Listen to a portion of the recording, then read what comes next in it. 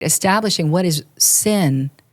And this is only going to lead to death when you do this, knowing there was no way that we'd be able to live up to this standard of perfection. Yeah. Jesus was already in the works. God's already cooking something up. It's in the DNA. It's in process. It's ready to go because I have a plan and I'm taking care of you.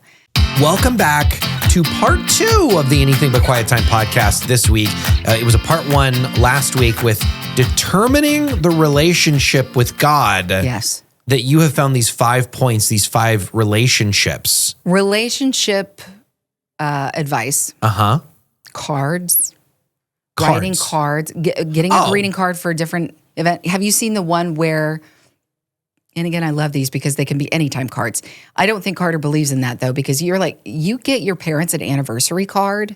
And I do. Yeah, you do. Anytime cards make me repulse. Yeah, you sweat. You involuntarily. I just look at the back of $6.99 for a thing that I could have written. So sometimes I write a note on like a piece of paper that's free. But if it does enhance the relationship, if you find out that Kelsey, if you found out all these years now you've been married, I didn't know she really valued the card. You would go out of your way to get her one. Yes, but she throws them away, and I'm so fortunate. I know. I'm a blessed man. Now, unfortunately, my husband didn't marry that personality.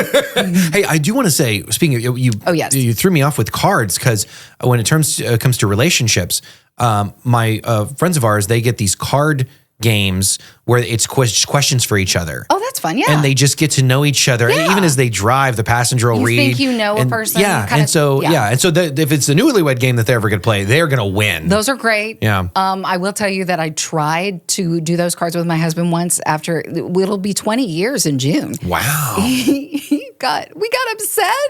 So we just stopped playing. What'd you get upset at? It's not a game. It was like, I don't know. We probably have asked these questions over and over again. It was just like, oh my gosh, we're going to ask this again. And I don't know. It just didn't go anywhere positive. I don't know if upset was the right word. Okay. I tend to embellish and be dramatic. Okay. I gotcha. But it was kind of funny. It wasn't as fun and cutesy as your fun couple. Yes. No, and they've been married about as long as we have, and they were giddy about it. I'm like, that's so cute. That's cute. Okay. So we're going to get to the last 3 points of determining the relationship. I didn't bring up the whole reason why I brought up greeting cards. Oh, please move forward. Yes. Have you seen the one where there's a pickle on the front? And I guess, have you heard about me? And then you open it and it goes, I'm kind of a big dill. Yes. And yes. I was one of those people when it first came out like years ago, I had to buy the card for no reason, except for the fact that I did laugh out loud in the card aisle. So you bought it for you? I think I bought it and then I just found somebody to give it to. And what's sad, usually if you buy with that approach, you are going to be so disappointed with their reaction because it's never going to meet your expectation of what it should be. Like, it's so funny. And they look at it and they're like, why did you give me this? And how long do I have to hold on to it? Pickle on this. You think I'm sour? Okay. No. You last week said, can I get 2? And I quote, Momo.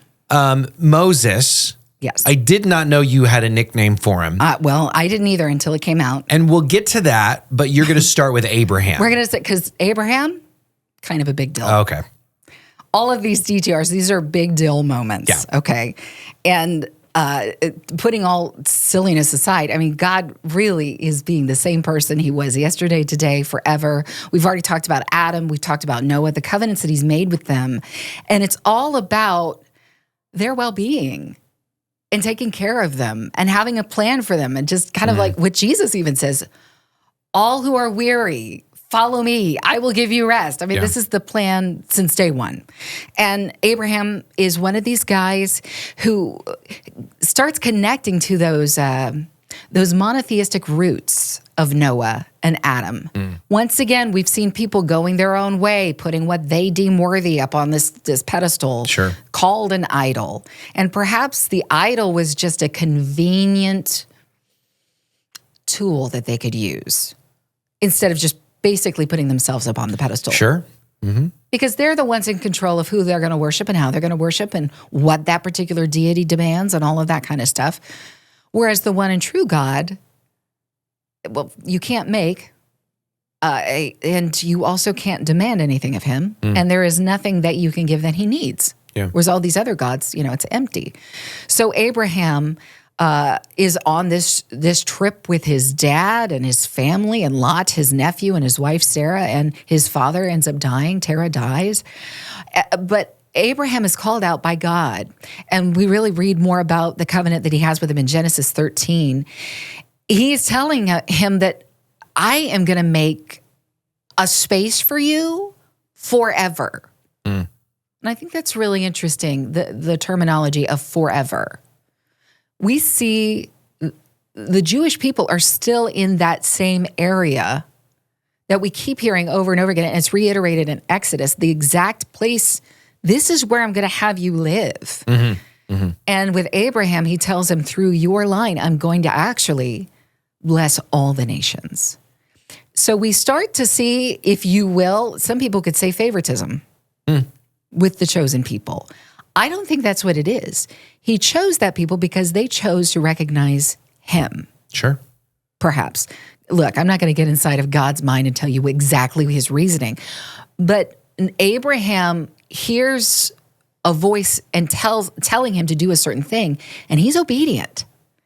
And I think that tells us, and we see that shared in, Samuel tells that, I can't remember if it's first or second, it's not really important, that God desires our obedience. That's what he does desire. Yeah. And that's way better than anything you can, he doesn't want your offerings. Sure. He wants your obedience. So Abraham offers up this obedient, whatever you would have me do. He even sees Abraham willing to sacrifice that valued part of his life, which will continue his legacy. I will sacrifice Isaac. God recognizes that and says, okay, no, you're not going to be the one to sacrifice your son.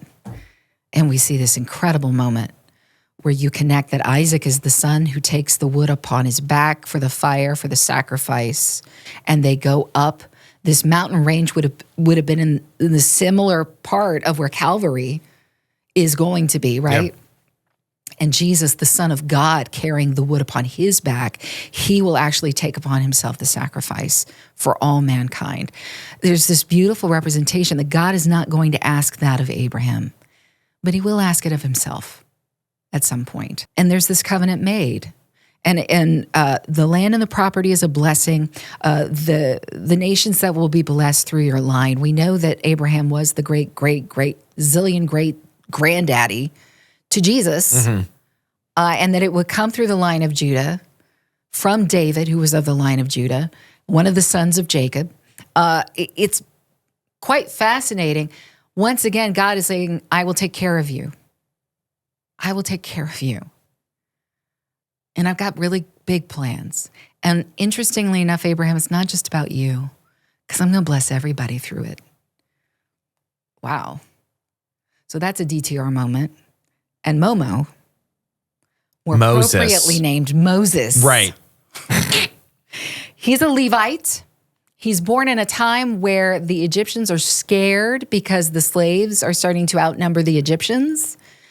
And they're having a lot of baby boys. And that's scary because, there's strength in numbers. And if there's a lot of men, there's already a lot of women. Then we're going to have more baby boys, and we're going to have more baby boys. They're going to take over our land. So Pharaoh makes the decree to destroy the baby boys. It doesn't work out that way for some, and Moses is one of them.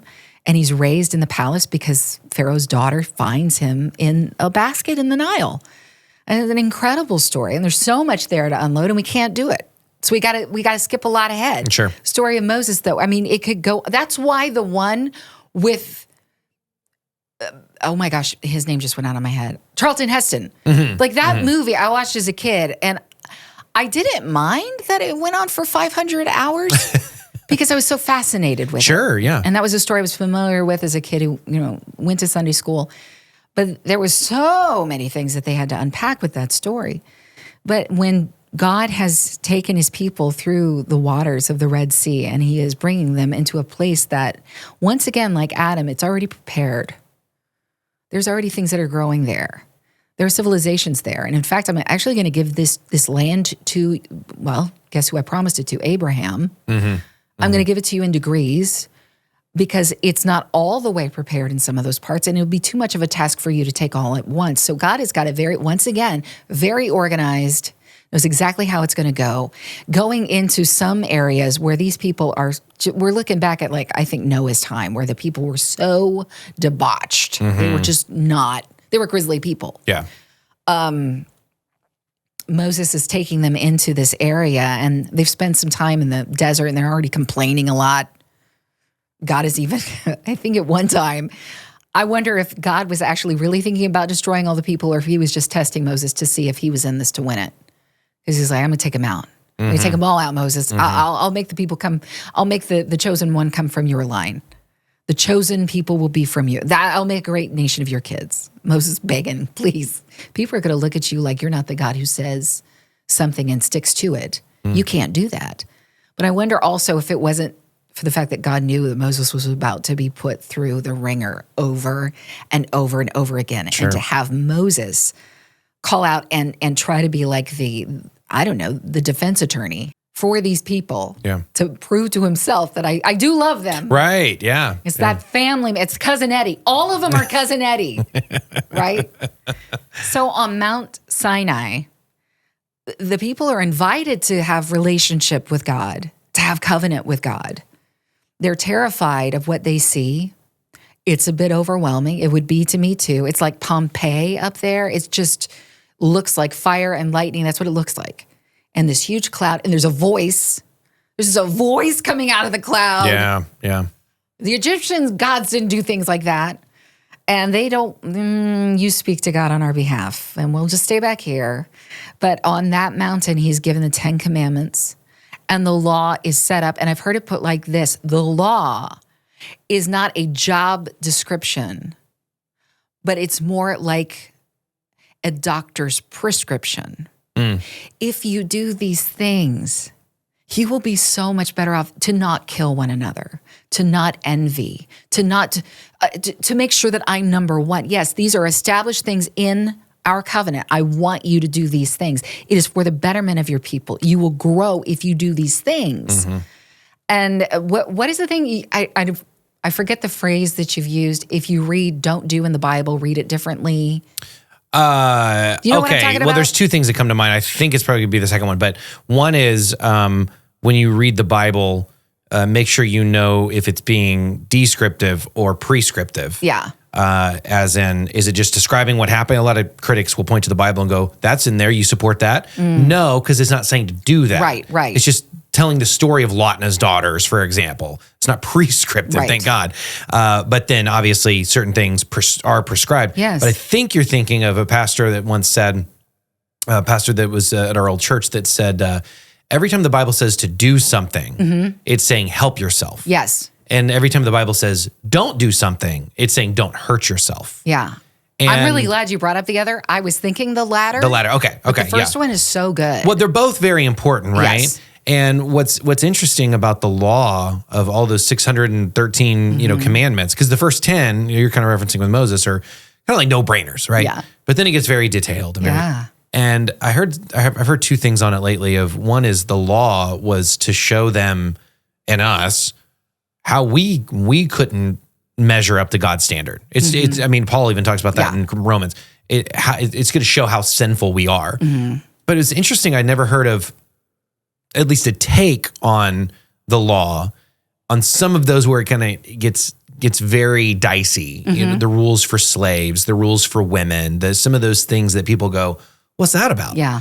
And the law was meant as a general guideline on some of those and not necessarily all specifics, because these were also instructions to judges in different towns. And there were asylum towns, and there were all these things that it seemed like maybe there was some discretion where they were going to rule more mercifully. But if you really want to go black and white and you want to take it to the extreme in a certain, somebody comes up to you as a judge and says, here's this case. Yeah. Well, here's your guideline.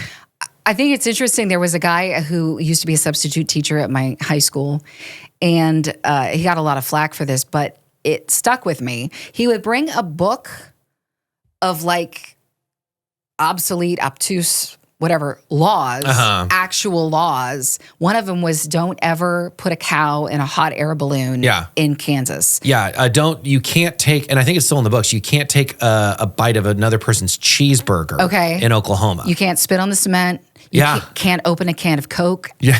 I think was one of them outside somewhere. Okay. It was another one where it's like, don't ever have a whale at, I think it was a natural lake. Oh, natural man, water I lake. screwed that one up.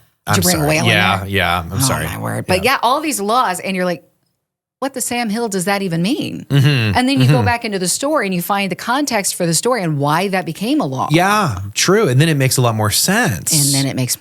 Yeah, that's true. So God has established these laws and we're looking at them and we're thinking, well, law. And the word law, in this particular moment, I'm going to have to come back. There's a very specific word that should be replaced with law. It's not like a rule book per se. This is the prescription. I like that term better to do. Mm-hmm. This is something that is established by God. This is what is best for you.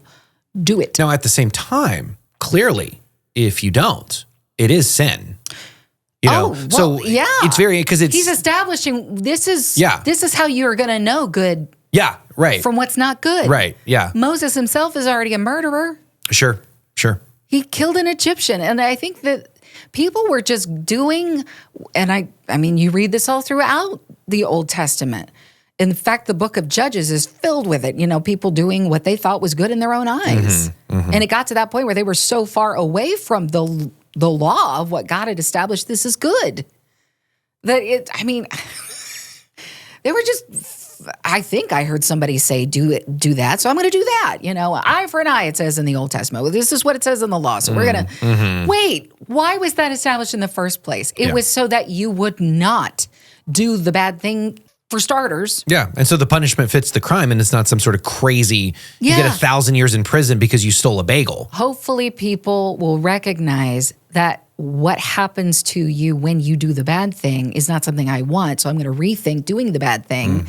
And then hopefully we'll have civilization. Sure. A civilized society. Yeah. Yes. We are living in a society. That's what I was thinking. Yes. George Costanza. A lot of sitcom references today.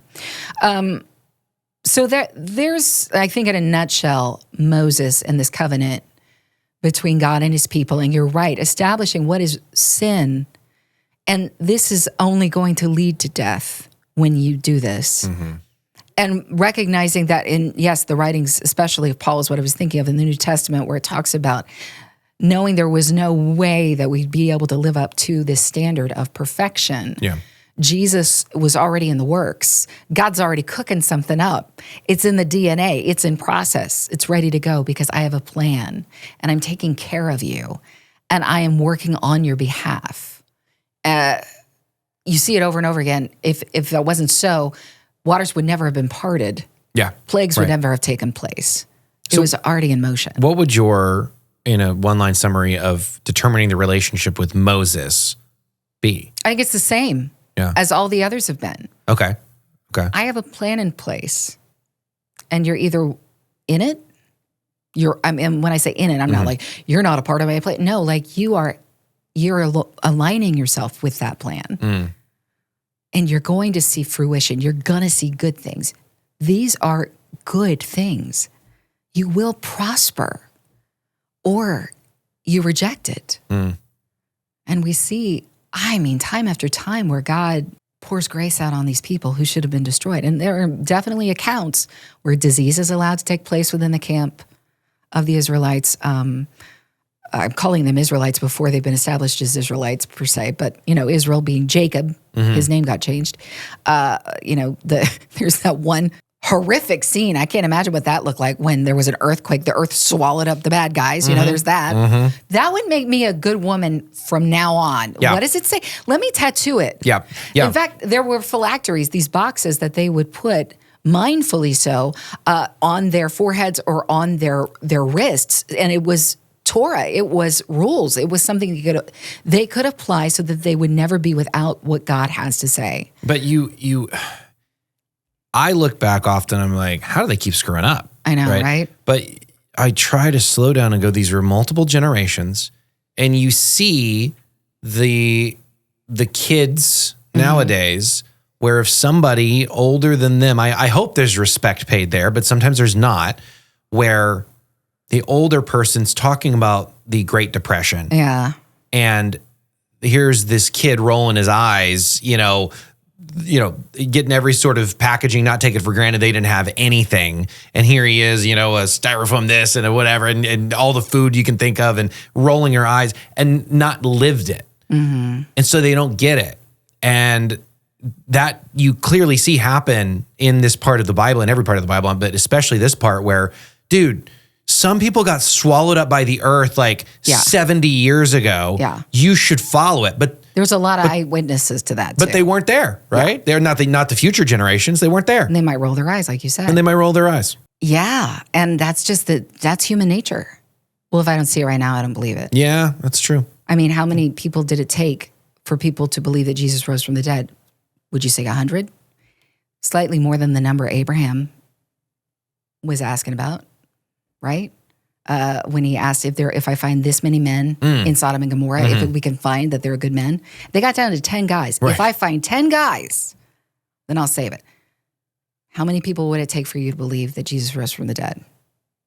Like, if you have an eye count witness in a murder case, that's going to be a key witness because they have a visual.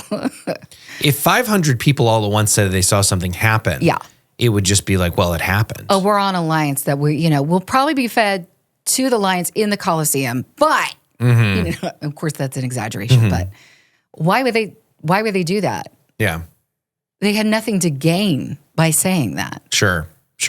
And the people who followed that had nothing to gain, except they knew they had everything to gain because they got what Jesus had to give. Yeah. And Moses, it is interesting when everybody said, we don't want a relationship like that with with God. Moses, you do that.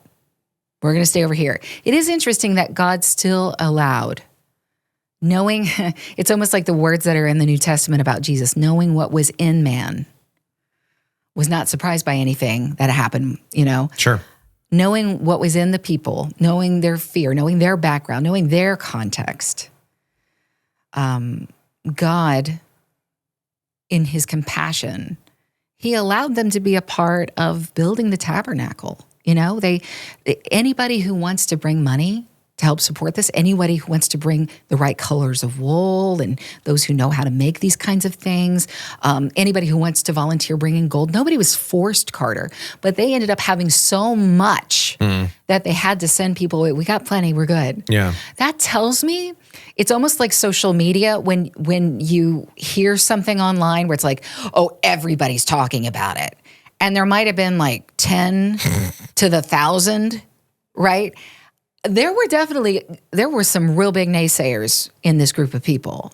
But I still think there was a lot of people whose heart was in they saw what they saw at the Red Sea. They saw God take care of them at the Passover. They saw and they revered God. Sure. They might not understand what's happening, but here's my gold. And I'm sure there were those that were just terrified out of their mind, too. Yeah. But I thought that was still cool. That I still want to partner with you. I have good plans for you. I love you. And the last DTR moment is David. And David wants a place where God can live. He wants a place where it's no longer like this moving tabernacle business. The Ark of the Covenant is now in Jerusalem. I want this to be your home where you live. And God's basically saying, who are you? I mean, you're going to build me a house? Mm-hmm. I don't need you to build me a house. Eventually, he allows Solomon to build a temple. Yeah. And he blesses that. But that's not David's job. That's a different story. I take care of you. And David is one of these kindred spirits with God's spirit, I think. He's all in. Yeah, he messes up, and when he messes up, it's like, mess up big or go home. But God still, loves him. And yes, there are consequences to the misactions, if you will, of what David does in his love affair and the calamity he causes on even the death of his son. There's a lot of stuff that goes on in David's history. But again, I think at the end of the day, we see with each covenant, I take care of my people. Yeah. And that is something that we don't get from anywhere else.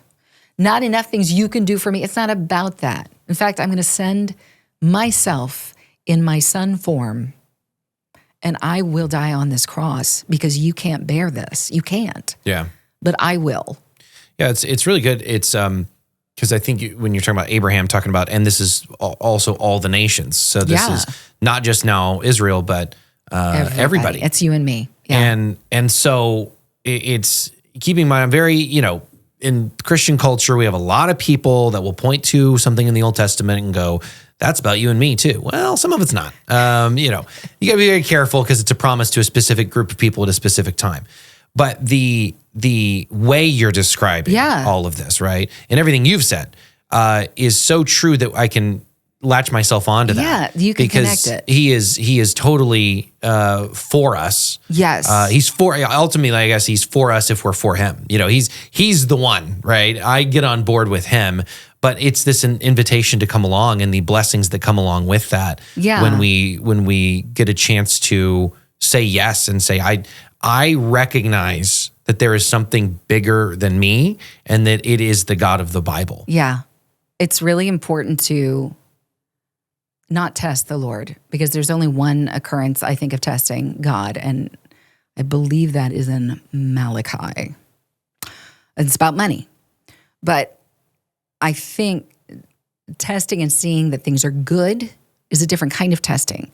And just like you would check the behavior of a child, if this is behavior that keeps recurring, then you're going to know that that's something about that child's personality, something about their character that you keep seeing repeat over and over again. You can pretty much guess, okay, they tend to be thus and so, whatever the label might be. When you are looking at the character of God and it's the same thing, every single time. So that is why this story applies to you and me. Because he said to Abraham, first of all, this area, I love that he said the word forever.